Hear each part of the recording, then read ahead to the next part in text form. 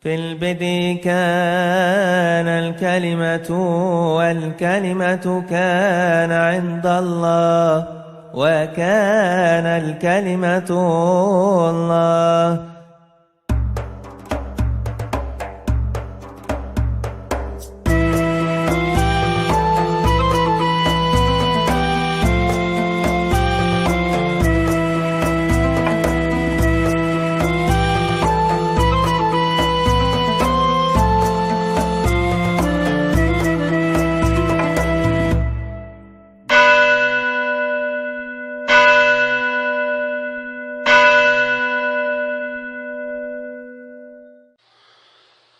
Salam sejahtera di dalam Kristus untuk saudara sekalian.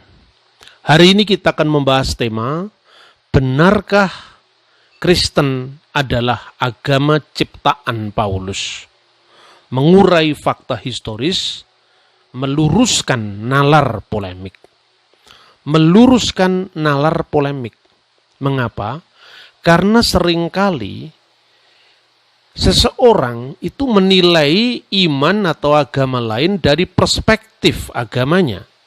Katakanlah, Rasul Paulus adalah tokoh iman Kristiani yang paling sering disalahpahami, bahkan dilecehkan. Misalnya, dengan menyebut rasul palsu dan sebagainya.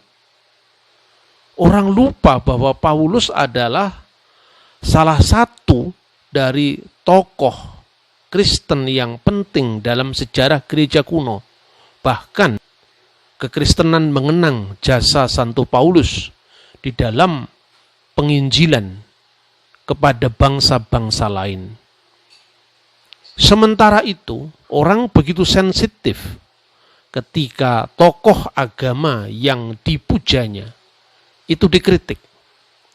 Kadang saya bertanya, tatkala seorang dianggap melecehkan Nabi Muhammad, misalnya seperti apa yang sedang heboh sekarang, seorang yang bernama Paul Zhang yang mengatakan dia adalah Nabi ke-26, langsung gegap gempita dan dilaporkan sebagai penistaan agama.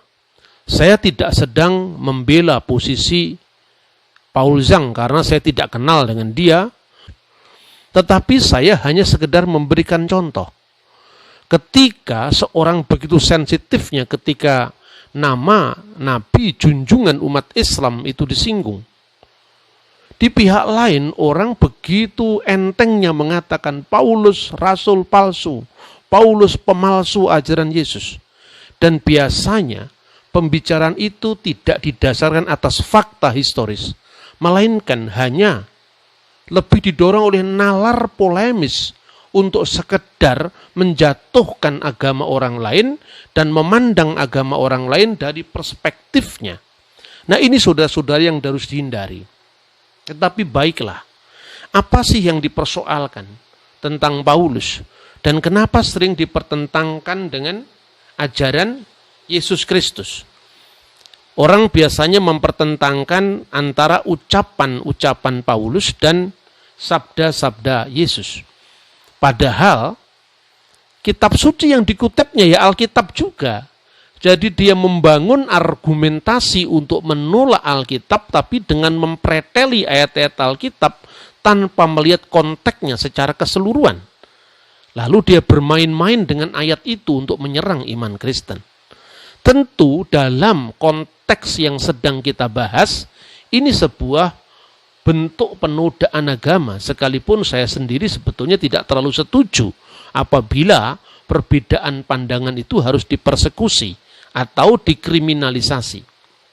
Tetapi itu yang sering saya dengar ketika iman Kristen disalahpahami. Misalnya, tadi yang saya katakan mempertentangkan ajaran Yesus dengan Paulus berdasarkan teks-teks Alkitab sendiri. Kristus bersabda, Matius pasal 5 ayat 17, yang sangat terkenal itu. Janganlah kamu menyangka bahwa aku datang untuk meniadakan hukum Taurat atau kitab para nabi. Aku datang bukan untuk meniadakannya, melainkan untuk menggenapinya. Orang hanya menekankan kata-kata, aku datang bukan untuk meniadakan hukum Taurat. Tetapi dia lupa teks selanjutnya itu atau frasa selanjutnya itu berbunyi, melainkan untuk menggenapinya. Di dalam bahasa aslinya adalah ala plerosai. Pleroma itu adalah penggenapan. Apa artinya penggenapan? Perjanjian lama yang tidak lain adalah tanah kitab suci Yahudi itu, yang secara penuh diterima oleh umat Kristiani dan disebutnya sebagai perjanjian lama, adalah bayangan tentang peristiwa yang akan terjadi. Isinya adalah nubuat-nubuat, simbol-simbol. Ketika nubuat-nubuat itu dan simbol-simbol itu sudah digenapi dengan kedatangan dari dia yang disimbolkan atau dia yang dinubuatkan, otomatis relevansi dari simbol itu tidak berlaku lagi. Jadi itulah yang artinya melainkan menggenapinya. Seorang mau menyambut kedatangan Presiden Jokowi dengan memasang gambar-gambarnya di jalan-jalan. Selamat datang Presiden Jokowi. Tapi ketika Presiden Jokowi sudah datang, tentu orang tidak lagi melihat gambarnya, tapi melihat hakikatnya langsung. Orangnya yang datang, sosoknya yang telah tiba, lalu disambutnya. Inilah makna daripada menggenapi. Dan kalau itu yang dipersoalkan, sesungguhnya Paulus juga mengatakan hal yang sama. Misalnya kita sebut di dalam Roma pasal 3 ayat 31. Jika demikian, adakah kami membatalkan hukum Taurat karena iman? Sama sekali tidak, melainkan kami meneguhkannya. Nah, saudara-saudara yang terkasih, ayat lain lagi misalnya, Paulus berkata di dalam suratnya, dia mengatakan bahwa Kristus itu adalah kegenapan hukum Taurat. Telos garnomos. Ungkapan telos garnomos itu paralel dengan sabda Yesus, melainkan untuk menggenapinya. Jadi Kristus adalah kegenapan hukum Taurat. Yesus mengatakan bahwa karena aku berkata kepadamu sesungguhnya selama belum lenyap langit dan bumi ini, satu iota atau satu titik pun tidak akan dibatalkan sebelum semuanya terjadi. Nah, kedatangan Kristus itu adalah menggenapi semua nubuat-nubuatan dalam kitab Taurat. Sekarang ayat yang sering dipersoalkan, misalnya Efesus pasal 2 ayat 15, di mana Rasul Paulus mengatakan sebab dengan matinya sebagai manusia. Ingat, matinya sebagai manusia. Jadi Tuhan tidak pernah mati, Allah tidak pernah mati. Kristus mati sebagai manusia karena firman Allah itu telah menjadi manusia. Kalimatullah sara jasadan, Yohanes pasal 1 ayat 14. Sebab dengan matinya sebagai manusia, Kristus telah membatalkan hukum Taurat dengan segala perintah dan ketentuannya. Di sini digunakan dalam teks aslinya ton nomon, ton entolon endogmasi. Jadi yang dibatalkan itu adalah hukum Taurat dengan segala perintah dan ketentuannya. Yang dimaksudkan di sini adalah perintah dan ketentuan itu kalau di dalam hukum Yahudi namanya kasrut. Kasrut itu adalah aturan-aturan yang sangat detail di mana antara rabi yang satu dengan rabi yang lain bisa berbeda pendapat. Tetapi secara garis besar inti seluruh Taurat tidak pernah dibatalkan oleh Rasul Paulus. Nah, ungkapan-ungkapan seperti ini yang sering tidak dipahami oleh nalar polemis orang yang mempersoalkannya. Misalnya, dia mengutip satu teks di dalam Galatia, di mana Paulus tidak menyunatkan Titus. Apa alasannya? Karena di Galatia itu muncul sebuah komunitas legalis dari kalangan Kristiani yang berasal dari orang Yahudi, yang memaksakan hukum sunat itu kepada bangsa-bangsa lain yang menerima Kristus. Maka sedikit ragi akan mengklamirkan seluruh adonan. Apabila itu tidak dipangkas, artinya pelaksanaan hukum secara legalistik itulah yang sebetulnya dihindari oleh Paulus. Sementara ayat yang lain di mana di dalam Kisah Rasul pasal 16, Paulus menyunatkan Timotius tidak pernah dikutip. Sampai hari ini gereja tidak pernah melarang orang sunat, tetapi gereja juga tidak mewajibkan orang sunat demi keselamatannya. Oleh karena itu, barang siapa menyunatkan dirinya, maka Kristus tidak ada gunanya untuk mereka. Seperti yang ditekankan oleh Paulus itu maknanya bukan larangan sunat, tetapi sunat dengan harapan dia akan mengejar keselamatannya karena melakukan hukum secara legalistik tadi. Nah, itu saudara-saudara yang sering dimunculkan dalam konteks polemik Islam Kristen yang saya kira tidak mendidik satu sama lain. Kemudian Paulus bukan satu-satunya dari tokoh dari kekristenan. Kalau kita lihat ya, Paulus adalah orang yang memang dipanggil Kristus secara langsung. Sebagai contoh bagaimana Kristus itu berkuasa ketika dia sudah dibangkitkan dari antara orang mati untuk memperlengkapi murid-muridnya yang dari kalangan Yahudi. Dan Paulus juga dari kalangan Yahudi. Tetapi dia lebih siap dengan situasi di mana Injil harus dibawa ke kalangan masyarakat yang bukan Yahudi. Makanya Injil harus disampaikan kepada orang-orang Goyim. Karena keselamatan itu tidak hanya bisa dibatasi dari konteks keyahudian. Dan banyak orang pada abad pertama itu tidak memahami jalan pikiran yang dilakukan Paulus. Justru Petrus yang memahami itu. Di dalam suratnya 2 Petrus pasal 3:16 dia mengatakan, hal itu dibuatnya dalam semua suratnya apabila ia berbicara tentang perkara-perkara ini. Dalam surat-suratnya itu ada hal-hal yang sukar dipahami. Sehingga orang-orang yang tidak memahaminya dan yang tidak teguh imannya memutarbalikkannya menjadi kebinasaan mereka sendiri. Sama seperti yang juga mereka buat dengan tulisan-tulisan yang lain. Jadi tidak pernah ada konflik antara rasul-rasul Kristus yang 12 itu dengan Rasul Paulus. Nah, tetapi saudara-saudara, latar belakang di kalangan Kristen sendiri memang harus diakui bahwa di abad yang lalu itu ada teolog-teolog kita yang dari kalangan Protestan maksudnya, yang sesungguhnya menyalahpahami ajaran rasuli. Dan ini muncul sebagai resiko dari kebebasan berpikir yang mungkin tidak dijumpai dalam agama lain. Jadi begitu liberalnya orang Kristen berpikir, tetapi mereka tetap Kristen. Meskipun pandangannya sangat liberal untuk ukuran orang-orang yang tidak menerimanya. Nah, itulah yang dikenal sebagai mazhab Tübingen.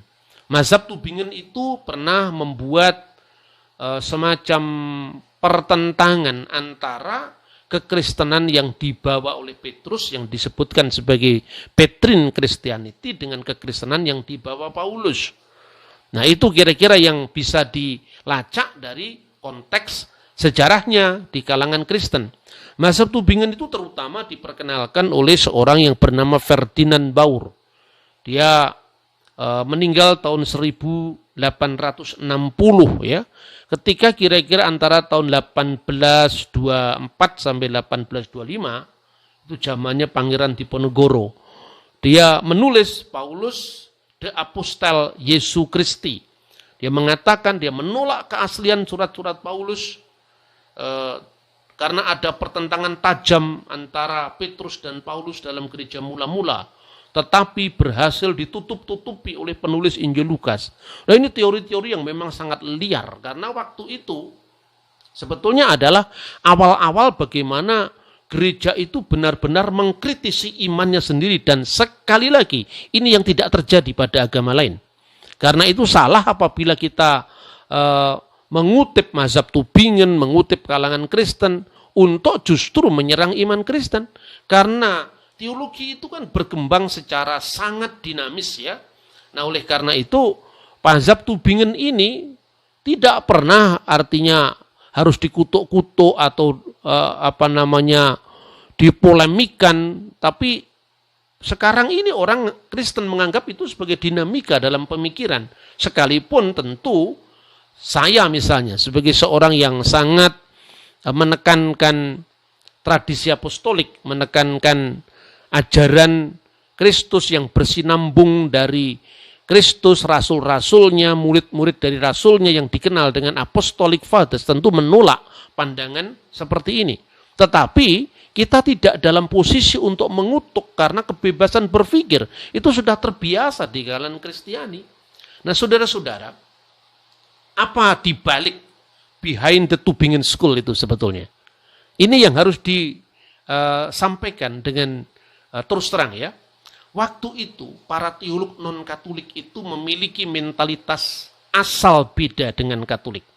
Pada saat itu ada kecenderungan dari kalangan teolog-teolog non-Katolik itu untuk menyangkal Petrus ke Roma. Jadi catatan historis Petrus ke Roma itu yang sebetulnya itu jelas-jelas termaktub dalam dokumen kuno manapun juga pada abad kedua, akhir abad pertama, abad ketiga. Hanya tujuannya itu untuk menyangkal sifat apostolik dari gereja Roma. Itu sebetulnya behind the Tübingen School, salah satunya ya, tidak sepenuhnya. Ini saya sampaikan karena untuk melacak itu. Nah, kisah kehidupan para rasul dan murid-muridnya itu dipelihara di gereja kuno, tidak sekedar apa yang tercatat secara eksplisit dalam Alkitab, tapi juga dilestarikan dalam liturgi gereja, catatan-catatan sinaksarion. Tapi tentu ini tidak disamakan dengan tradisi atau adat istiadat nenek moyang seperti yang dituduhkan mereka-mereka yang misalnya anti Katolik atau anti gereja kuno seperti gereja Ortodok misalnya. Bukan itu. Nah, kemudian ketika mereka menganggap bahwa semuanya itu adalah made in Katolik, pada tahun 1873 itu ditemukan salah satu dokumen dari karya-karya Bapak Apostolik itu antara lain Didache. Dan Didache ini semacam adalah buku katekisasi terkuno di gereja yang ditulis ketika Rasul Yohanes masih hidup, berkarya di Efesus. Nah, kitab Didache itu ditemukan dan ini yang digolongkan sebagai Apostolic Fathers. Tidak lama kemudian juga surat-surat Ignatius dibaca lebih luas lagi, karya-karya Clement dari Roma dan banyak sekali tulisan murid-murid para rasul kemudian dikenal di kalangan orang-orang Kristen di Eropa. Lalu apa yang terjadi? Pertama-tama banyak teolog yang non-Katolik itu menuduh bahwa tidaklah mungkin bahwa di masa penganiayaan seperti itu akan muncul buku-buku yang ditulis oleh muridnya para rasul. Nah, ini sesungguhnya sebuah bentuk keterkejutan karena ternyata bahwa ajaran gereja itu bisa dilacak dari awal sampai kepada para rasul Kristus sendiri. Tetapi puji Tuhan bahwa ini tidak hanya menjadi pergulatan orang Katolik. Ada banyak orang-orang Protestan yang jujur, yang kemudian mencari kebenaran. Dan sekalipun dia tentu tidak dalam konteks berbicara sebagai orang Katolik, tetapi penemuan-penemuan ini sangat penting di dalam kajian tentang sejarah gereja.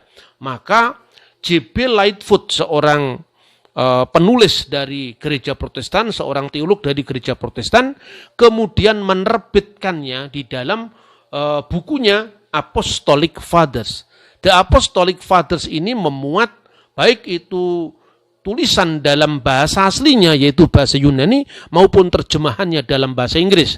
Dan apabila dalam teks-teks Bapak Gereja itu ditulis dalam bahasa Latin atau bahasa Aramaik, dia akan mencantumkan itu di dalam edisinya. Nah, ini sesuatu yang harus disambut gembira karena perkembangan ekumenis antara gereja Katolik dan gereja Protestan, dua gereja yang dominan di negara barat.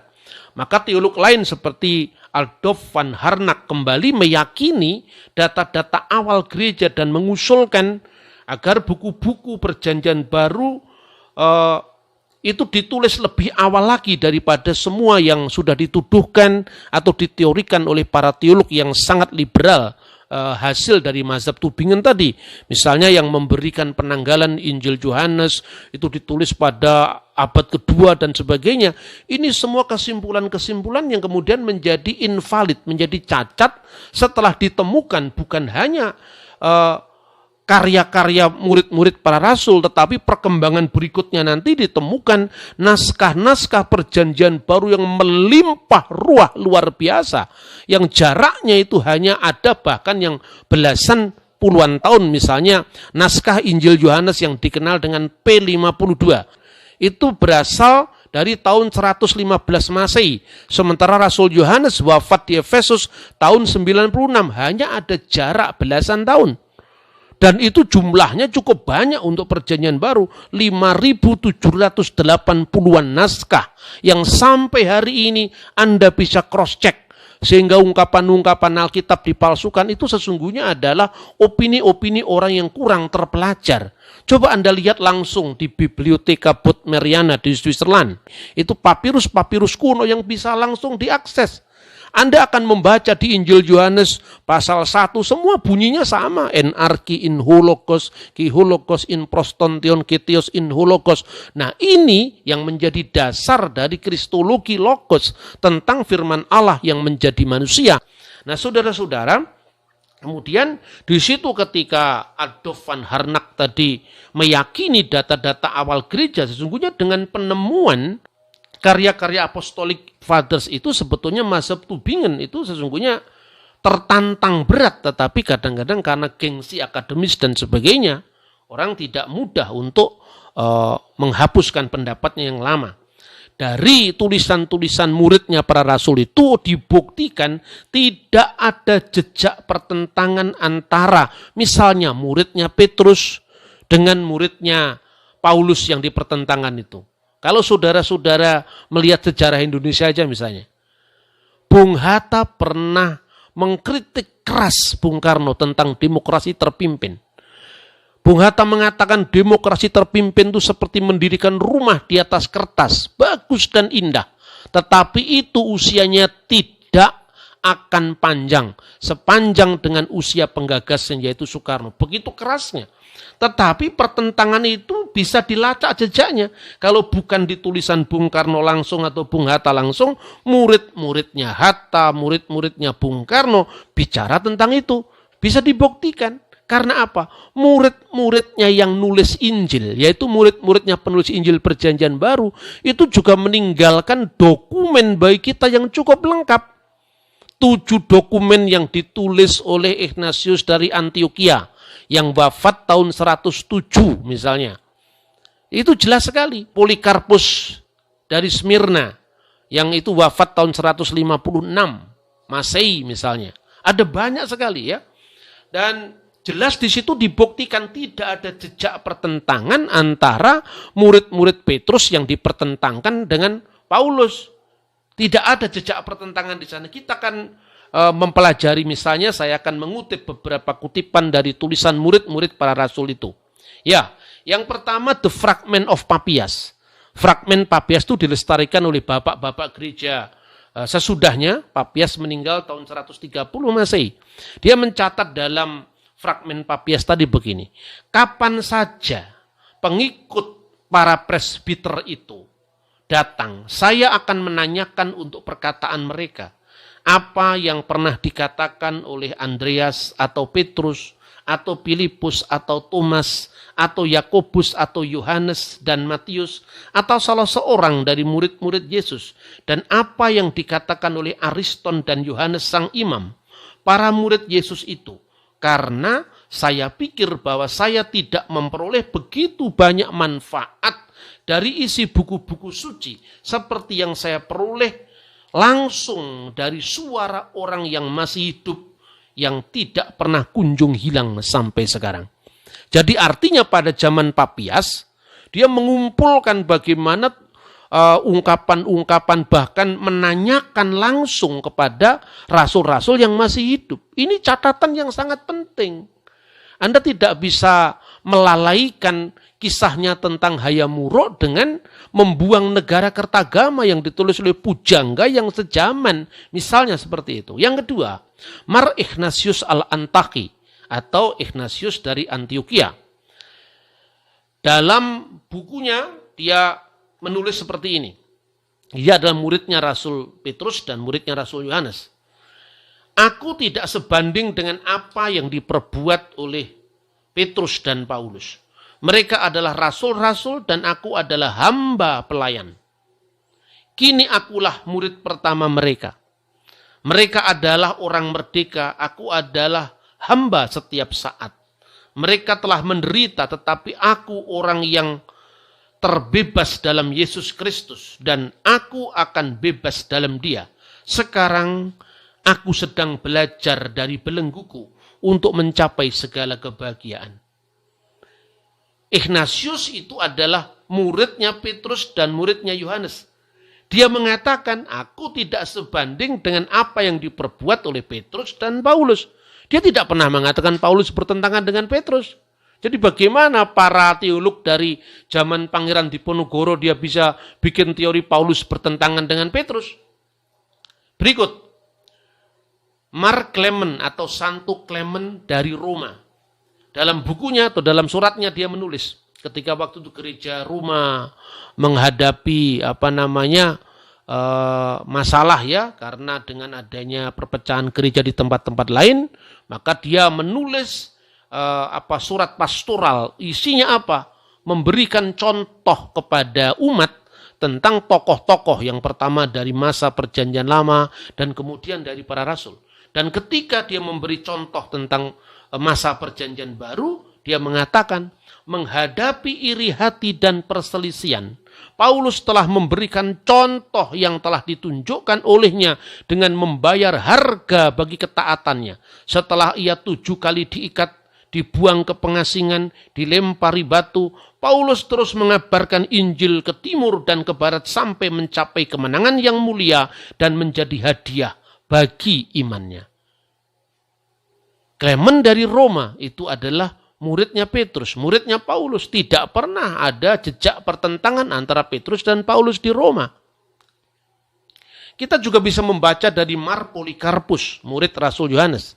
Di kalangan teman-teman Protestan pun itu sangat populer membaca buku misalnya Voice of Martyr, di mana Polikarpus itu disuruh menyangkal Yesus, dan dia akan diberi hidup oleh penguasa Roma saat itu, dan dia berkata, 86 tahun saya mengikuti dia dan dia tidak pernah sekalipun mengecewakan saya. Dia memilih kematian ketimbang harus menyangkal Yesus. Darah para martir ini menyuburkan pertumbuhan gereja. Dia pilih mati.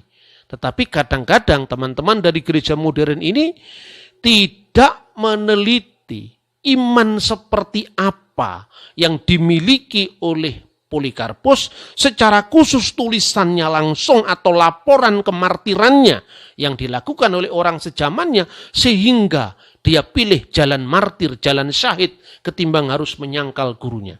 Dia mengatakan begini, namun demikian belum pernah aku lihat dan aku dengar terjadi di antara kalian, di mana Paulus yang diberkati itu pernah melayani di tengah-tengah kalian, seperti yang dinyatakannya dalam permulaan suratnya. Sebab Paulus membanggakan kalian di antara semua gereja, sebagai satu-satunya yang waktu itu mengenal Allah, ketika kami sendiri belum mengenalnya.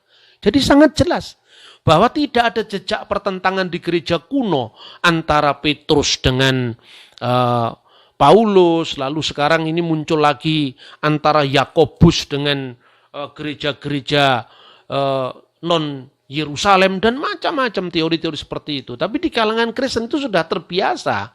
Yang tidak biasa adalah mencomot teori itu dan kemudian tanpa melihat latar belakangnya, lalu disusun dalam alur polemis asal beda dengan kekristenan, lalu dihantamkan kepada kekristenan. Dan itu yang sering terjadi. Tapi kadang-kadang pola-pola seperti itu merepotkan diri sendiri. Saya tidak ingin mengintervensi agama lain, tetapi saya hanya sekedar mengingatkan.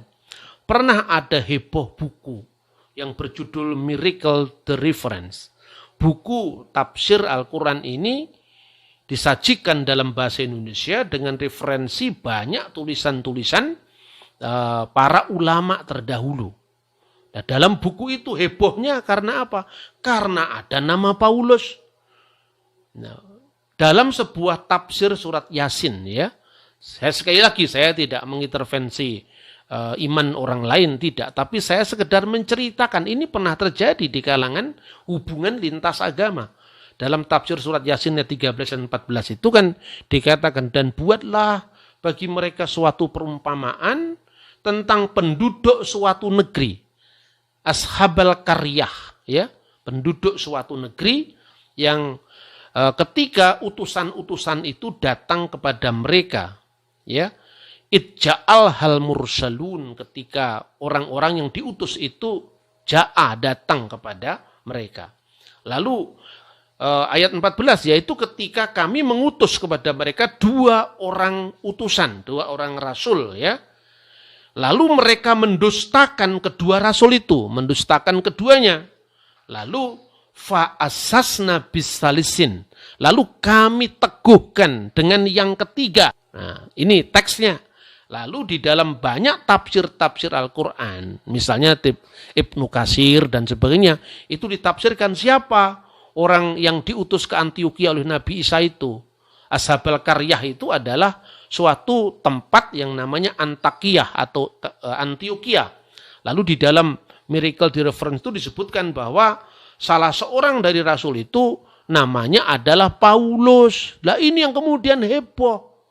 Lalu Majelis Ulama Indonesia mendesak agar PT Sigma Examedia itu menarik tafsir itu karena dianggap itu tidak benar. Tafsir itu salah. Bahkan ada yang mengatakan itu merupakan titipan dari misi Kristen. Kadang-kadang saya ini berpikir, kenapa Kristen harus tertuduh? Lalu apa hubungannya Kristen menitipkan tafsirnya pada Al-Quran? Itu kan tidak ada hubungannya. Tapi ya itulah yang terjadi. Merepotkan diri sendiri ketika kita terlalu bernafsu menyerang agama lain. Nah, di dalam tafsir yang pernah heboh, yang sekarang sudah ditarik di peredaran itu, ada ungkapan bahwa rasul-rasul itu yang pertama adalah Sam'un dan Yuhana, dan yang ketiga Bulis atau Paulus. Nah, ketika tuntutan kemudian untuk menarik dari peredaran itu, maka kemudian pihak dari editor atau redakturnya membela diri. Sesungguhnya apa yang kami sampaikan itu merupakan pendapat di antara ulama-ulama sebelum kami. Dan ditunjukkan itu ada kutipan-kutipannya juga tentang bagaimana tafsir-tafsir yang dimaksudkan tadi. Misalnya dia mengutip Paulus di dalam tafsir Fathul Qadir misalnya, atau Ibnu Katsir. Bahkan kalau saudara-saudara membaca misalnya, ya, itu tafsir dalam bahasa Jawa, tafsir Al-Ibris, itu tertulis dalam bahasa Arab lalu dengan terjemahan kata demi kata dalam bahasa Jawa, ya, yang ditulis oleh Kiai Bisri Mustafa, tafsir Al-Ibris bi Lugat Al-Jawiyah dalam bahasa Jawa. Itu jelas-jelas dikatakan, saya bacakan ini, Kanjeng Nabi Muhammad iku didhawuhi pangeran supaya paring keterangan marang ahli Mekah, yen empere ahli Mekah iku kaya ahli Intukiyah nalika kerawuhan dening utusane Nabi Isa. Mungguh kisahe mengkene Nabi Isa iku ngutus utusan loro sing aran Yahya, kang siji maneh aran Bulis, Bulis itu Paulus, supaya tablik ing Intukiyah Yunani. Jadi Nabi Muhammad telah diberitahu oleh Tuhan supaya memberikan keterangan kepada penduduk Mekah bahwa penduduk Mekah itu seperti penduduk Antioquia ketika didatangi oleh para utusan dari Nabi Isa. Demikian kisahnya. Nabi Isa mengutus 2 orang utusan, satu bernama Yahya, satu bernama Paulus, supaya mereka berdakwah ke Antioquia Yunani. Nah, soal ini kontroversi apakah Paulus benar ada di situ atau tidak, itu bukan urusan saya. Tapi artinya bahwa literatur pesantren pun sebetulnya ada yang tidak bermasalah dengan Paulus. Pertanyaannya mulai kapan munculnya kontroversi tentang Paulus? Silahkan diteliti sendiri. Saudara-saudara bisa misalnya membaca tafsir Al-Qurtubi yang berbicara tentang adanya dua Paulus, teori dua Paulus, cocokkan dengan sejarahnya. Baca literatur abad pertama, kedua, ketiga. Jangan hanya karena ini sudah ada tafsirnya. Tafsir itu munculnya dari mana, kapan terbitnya, siapa penulisnya. Jadi saudara-saudara sekalipun buku itu sudah ditarik dari peredaran, tapi kalau saudara-saudara membaca kitab-kitab kuning yang lazim di pesantren, buku itu juga masih ada keterangan seperti itu. Ya, salah satunya itu Qala Ibnu Juraij an Wahab bin Sulaiman an Su'eb al-Jabbai. Qala kana ismu ar-rasulain al-awliyin Sam'un wa Yuhana wa ismu Salis Bulis.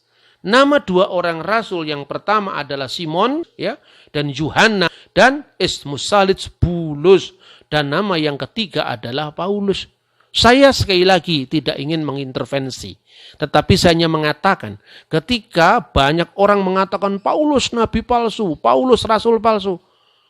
Apa Anda tidak ingat bagaimana ketika misalnya nama besar Nabi Muhammad SAW itu disinggung. Dan itu akan menciptakan kemarahan global. Pemirsa-pemirsa yang non-Kristiani, cobalah meninggang rasa. Kalau hal itu sangat menyakitkan hatimu ketika junjungan kita, tokoh yang kita hormati, itu dilecehkan. Apa para polemikus yang mengatakan agama Kristen ciptaan Paulus tanpa cross-check bukti-bukti sejarahnya, itu juga tidak melukai hati saudara-saudaramu. Janganlah berbuat sesuatu yang Anda tidak suka terjadi atas dirimu terhadap orang lain juga. Kita ini sesama saudara sebagai umat manusia ciptaan Tuhan di muka bumi. Kiranya Tuhan memberkati kita. Shalom Aleichem B'Shem HaMashiach.